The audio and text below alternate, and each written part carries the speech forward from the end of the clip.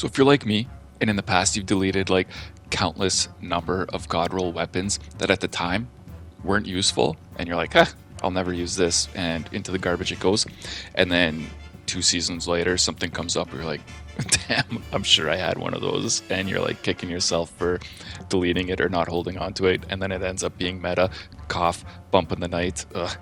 So this is directed to you people. If you're like me and just are too scared now, or you have some kind of trauma of deleting anything because you're scared that one season it might be a go-to. This season we got reintroduced to all the IKELOS weapons. Not all of them, 4 of the IKELOS weapons. Is that all of them? Maybe it is all of them. It's so long ago I don't remember. Anyways, there's some good ones, right? Like the IKELOS submachine gun, great.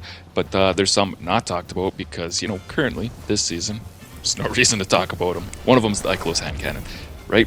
It's I mean, if you're going to use a 180 in your energy slot, you're not going to pick this one. I bet. I'm going to make a bet saying you're not going to use this one.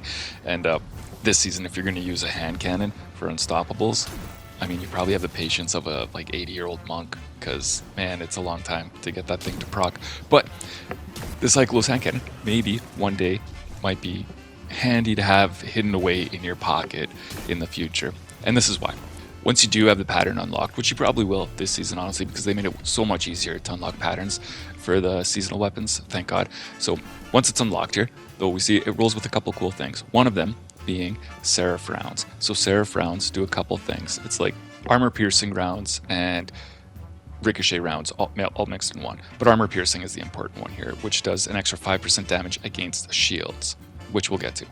Now, the other things it'll roll with in the second to last slot, here's a couple decent ones. You know, we got like rapid fire hit, we got subsistence, we got triple tap, all decent. Nothing to like write home about, but they're okay. But in the last slot here, this is the one where I think it's handy to hold on to this one, is you can craft it with adaptive munitions, and which we know, especially the enhanced adaptive munitions, is great against anti-barriers, which will stack with the extra 5% you're getting against shields that you're getting from the Seraph rounds. So that's great. And as we've seen from other previous seasons, like some other like meta anti-barrier, just talking about anti-barrier right now, weapons, you know, so we have like this season, we have anti-barrier pulse rifle, right? So Insidious can roll with adaptive munitions, craftable. It's great. Awesome. If you have the pulse, you know, from Duality Dungeon, that can roll with it too. Also great. Last season, we had the Doom of Chelchis. I'm probably saying it wrong. From King's Fall Raid. Again, it could go with adaptive munitions and frenzy. Probably the best there's been for anti-barriers for as far as primary goes. Great. So you never know. Anyways, that's my point. Holding on to the IKELOS hand cannon for this reason, maybe not the worst idea. Now, how long's it been since we had anti-barrier hand cannons?